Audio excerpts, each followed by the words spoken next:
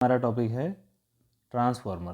Transformer एक ऐसी device होती है जिसके थ्रू प्रत्यावर्ती धारा की जो वोल्टेज होती है उसको बढ़ाया जा सकता है या फिर घटाया भी जा सकता है। यह अन्योन्य प्रेरण के सिद्धांत पर काम करता है। ट्रांसफार्मर दो तरह का होता है, एक उच्चाई ट्रांसफार्मर होता है और एक अपचाई ट्रांसफार्मर होता है। उच्चाई और एक अपचाई। तो नाम से समझ गए होंगे, ऐसा ट्रांसफार्मर जो वोल्टेज को बढ़ाता है जिसे हम कहते हैं उच्चाई ट्रांसफार्मर, जो वोल्टेज को घटाता है जिसे हम कहते हैं अपचाई ट्रांसफार्मर। कार्यविधि और सूत्र। कार्यविधि में क्या होता है, कंस्ट्रक्शन इसका हमने देख लिया, वर्किंग मेथड क्या होता है और फार्मूला कैसे निकलता है। तो सबसे पहले हम देखेंगे प्राइमरी कॉइल है, इसमें हम ये प्राथमिक कुंडली है और यहाँ एक द्वितीयक कुंडली है। प्राथमिक कुंडली में हम निवेशी वोल्टता लगाते हैं, एसी वोल्टेज, जिससे हमें निर्गत वोल्टता वीएस प्राप्त होती है। अब ये वीएस वोल्टेज ज़्यादा भी मिल सकती है और कम भी मिल सकती है। अगर ये किस पे डिपेंड करेगा, फेरों की संख्या जो है, ये फेरों की जो संख्या है कुंडलियों में, प्राथमिक और द्वितीय कुंडली में फेरों की संख्या इस पे डिपेंड करेगी। तो आप देखेंगे कि इसका जो फॉर्मूला होता है वो Vp/Vs इक्वल टू Is/Ip होता है, इक्वल टू Np/Ns। ये कैसे आता है तो आप देखेंगे, तो फ्लक्स में परिवर्तन हो रहा है, प्राथमिक कुंडली के भी हो रहा है। तो प्राथमिक कुंडली में विद्युत वाहक बल क्या होगा, तो आप जानते हैं कि जो विद्युत वाहक बल उत्पन्न होता है फैराडे लेंज नियम से N/dφB/dt होता है। और चुंबकीय फ्लक्स प्राथमिक कुंडली के अंदर जो विद्युत वाहक बल उत्पन्न हुआ वो कैसे निकालेंगे हम, तो पहले प्राथमिक कुंडली के लिए निकालेंगे, इसको V के टर्म में मैं लिखूंगा। प्राथमिक कुंडली में जो विद्युत वाहक बल उत्पन्न हुआ वो क्या हुआ है, -NP। प्राथमिक कुंडली में फेरों की संख्या को NP लिखेंगे, dφB/dt। इसी प्रकार ये फ्लक्स जो है वो द्वितीय कुंडली से संबंधित है, तो उसके अंदर भी विद्युत वाहक बल में परिवर्तन होगा, फ्लक्स में परिवर्तन होगा, जिससे विद्युत वाहक बल उत्पन्न होगा Vs, वो आपके हो जाएगा Ns, द्वितीय कुंडली में फेरों की संख्या Ns dφB/dt। ये इक्वेशन 1 हो गई, ये इक्वेशन 2 हो गई। इसको डिवाइड करेंगे तो आपको मिलेगा Vp/Vs इक्वल टू ये ये इससे ये कैंसिल हो जाएगा, जिससे हमें मिलेगा Np/Ns और माइनस माइनस हो जाएगा प्लस। ये आपके फॉर्मूला आया ट्रांसफार्मर के लिए।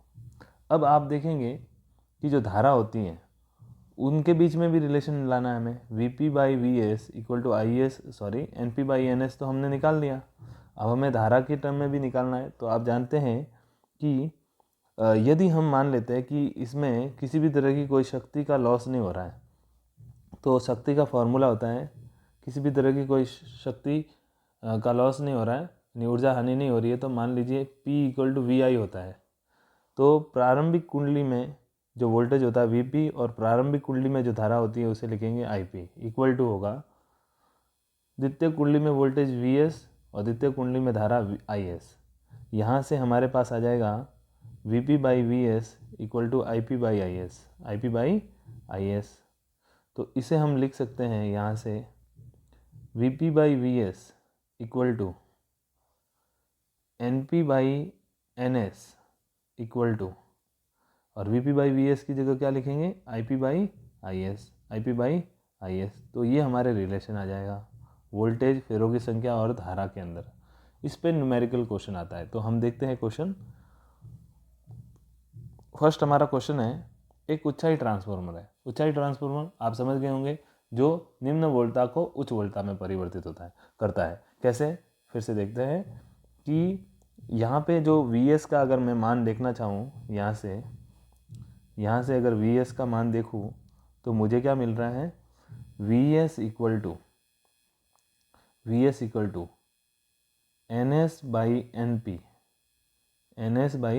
Ns/Np into Vp। तो देखिए, अगर Vs की वैल्यू ज़्यादा चाहिए तो हमें क्या करना पड़ेगा, द्वितीय कुंडली में फेरों की संख्या ज़्यादा करनी पड़ेगी। ये द्वितीय कुंडली है, इसमें फेरों की संख्या यदि ज़्यादा होगी तो द्वितीय कुंडली के सिरों पर वोल्टेज भी हमें ज़्यादा मिलेगी, तो वो हो जाएगा उच्चाई ट्रांसफार्मर। तो आप देखेंगे कि उच्चाई ट्रांसफार्मर कब कहलाएगा, जब Vs का मान ज़्यादा हो किससे, Vp से। और ये कब संभव है, जब Ns का मान ज़्यादा हो किससे, Np से। इसी प्रकार से हम देखेंगे Vp का मान, प्रारंभिक कुंडली में चाहिए तो Vp का मान क्या होगा, Np/Ns, इस फॉर्मूले से देखेंगे Np/Ns इंटू वी एस। यदि हमें प्रारंभिक कुंडली में वोल्टेज ज़्यादा चाहिए, द्वितीय कुंडली में वोल्टेज कम चाहिए, तो प्रारंभिक कुंडली में वोल्टेज ज़्यादा, द्वितीय कुंडली में वोल्टेज कम। कब होगा, जब प्रारंभिक कुंडली में फेरों की संख्या ज़्यादा होगी, किससे, द्वितीय कुंडली से। तो ये जो हमारा ट्रांसफार्मर है, ये हमारा ट्रांसफार्मर कहलाएगा अपचाई ट्रांसफार्मर, अपचाई ट्रांसफार्मर। और ये कहलाएगा उच्चाई ट्रांसफार्मर, उच्चाई ट्रांसफार्मर। क्वेश्चन देखेंगे, एक उच्चाई ट्रांसफार्मर दे रखा है, 220 वोल्ट को 1110 वोल्ट में परिवर्तित करता है। यदि इसकी द्वितीय कुंडली में फेरों की संख्या 800 है, तो प्राथमिक कुंडली में फेरों की संख्या क्या है, ज्ञात कीजिए। आपको दे रखा है, वैसे आप जानते हैं अब relation Vp/Vs equal to Np/Ns, क्योंकि जो वोल्टेज है फेरों की संख्या के समानुपाती। तो इस तरीके से हमने ये रिलेशन निकाला। अब यहाँ पे हमें क्या करना है, प्राथमिक कुंडली में फेरों की संख्या ज्ञात करनी है, यानी Np ज्ञात करना है। Np क्या गिवन है, क्या फाइंड करना है, ये हमें देखना है। तो यहाँ पे आपको गिवन है द्वितीय कुंडली में फेरों की संख्या, Ns गिवन है 800। उच्चाई ट्रांसफार्मर 220 वोल्ट को 1110 में बदलता है, यानी ये प्राइमरी वोल्टेज दे रखा है 220 और सेकेंडरी वोल्टेज दे रखा है 1110 वोल्ट। ओके, हमें निकालना है Np, तो यहाँ से हो जाएगा Np equal to Vp/Vs into Ns। Vp given है 220 volt upon 1110 into Ns। Ns आपके दे रखा है 800।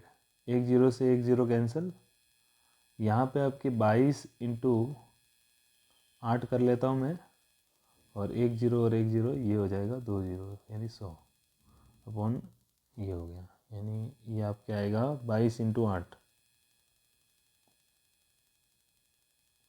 176 और यहाँ से ये 2 जीरो, यानी कि ये हो गया। और इसका डिवाइड करेंगे, तो इसका आप डिवाइड करेंगे, इसका डिवाइड करने पर मिल रहा है, हाँ हमें मिल रहा है 158.55 ये हमें पॉइंट में मिल रहा है। इसको अप्रॉक्सीमेटली लिख सकते हैं हम, अप्रॉक्सीमेटली 159 या 160 अप्रॉक्सीमेटली लिख सकते हैं। ये हमारा आंसर रहेगा, 159 लिख सकते हैं हम, 159। इस क्वेश्चन में दे रखा है, एक ट्रांसफार्मर की प्राथमिक कुंडली में 1 एम्पियर की धारा प्रवाहित हो रही है और परिपथ की निवेशी शक्ति दे रखी है 4 किलोवाट तथा द्वितीय कुंडली में उत्पन्न वोल्टता दे रखी है। प्राथमिक कुंडली में फेरों की संख्या 100 वोल्ट हो तो द्वितीय कुंडली में फेरों की संख्या ज्ञात कीजिए। इस क्वेश्चन में आपके प्राथमिक कुंडली में 1 एम्पियर की धारा प्रवाहित हो रही है। सॉल्व करेंगे इसको। प्राथमिक कुंडली में यानी IP, प्राइमरी कॉइल, ये इस तरीके से ये प्राइमरी कॉइल है और यहाँ पे ये आपके है सेकेंडरी कॉइल, प्राइमरी कॉइल और सेकेंडरी कॉइल दे रखी है। ये प्राइमरी कॉइल में फेरों की संख्या, ये सेकेंडरी कॉइल में फेरों की संख्या। प्राइमरी कॉइल में वोल्टेज Vp और सेकेंडरी कॉइल में Vs गिवन है। प्राइमरी कॉइल में करंट 1 एम्पियर। निवेशी शक्ति 4 वोल्ट, निवेशी शक्ति यानी P इनपुट, वो दे रखा है 4 किलोवाट, किलोवाट यानी 10⁻³ वाट, यानी 4000 वाट लिख सकते हैं। ओके, तथा द्वितीय कुंडली में उत्पन्न वोल्टता, द्वितीय कुंडली में उत्पन्न वोल्टता यानी Vs 400 वोल्ट है, 400 वोल्ट है, वोल्ट है। यदि प्राथमिक कुंडली में फेरों की संख्या यानी Np, प्राथमिक कुंडली में फेरों की संख्या वो गिवन है 100, तो द्वितीय कुंडली में फेरों की संख्या Ns फाइंड करना है। तो इस क्वेश्चन को हम सॉल्व करते हैं। हम जानते हैं कि हम जानते हैं Vp/Vs इक्वल टू Np/Ns होता है। हमें ज्ञात करना है Ns, हमें ज्ञात करना है Ns, तो वो हमारे हो जाएगा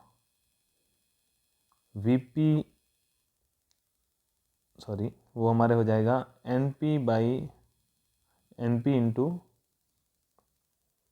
हमें एन एस ज्ञात करना है, N P into V S by V P, N P into V S by V P. V S given है, हमें वी पी फाइंड करना है। तो आपके एन एस की जगह इक्वल टू एन पी आपके प्राइमरी ये 100 है, यहाँ से वी एस कितना गिवन है 400, और वी पी हम निकाल सकते हैं कैसे, यहाँ से वी पी निकाल लेते हैं, पहले। तो वी पी निकालना है, आप जानते हैं कि P जो होता है P is equal to V I होता है, तो P इनपुट क्या होगा, V इनपुट और I input, P is equal to V I होता है ना, यहाँ से हो जाएगा। अब आपके निकालना है VP, तो वो हो जाएगा P input upon IP। P input कितना है P इनपुट कितना है 4000 वाट, IP कितना है 1 एम्पियर, तो ये आपका आया 4000, ये आपका आया 4000 वोल्ट, 4000 वोल्ट। तो VS आपके पास गिवन था 400 और VP आपके अभी निकाला आपने 4000। यहाँ से एक जीरो से ये एक जीरो गया, 400 से 400 गया, 10 आ रहा है। तो फेरों की संख्या कितनी है 10। द्वितीय कुंडली में फेरों की संख्या कितनी है 10। हमने निवेशी वोल्टता कितनी लगाई थी 4000 वोल्ट, और निर्गत वोल्टता यहाँ पे कितनी है 400 वोल्ट, यानी सही है, क्योंकि ये अपचायी ट्रांसफार्मर का प्रकार है। अपचायी ट्रांसफार्मर में द्वितीय कुंडली में फेरों की संख्या कम होती है और प्राथमिक कुंडली में फेरों की संख्या ज़्यादा होती है।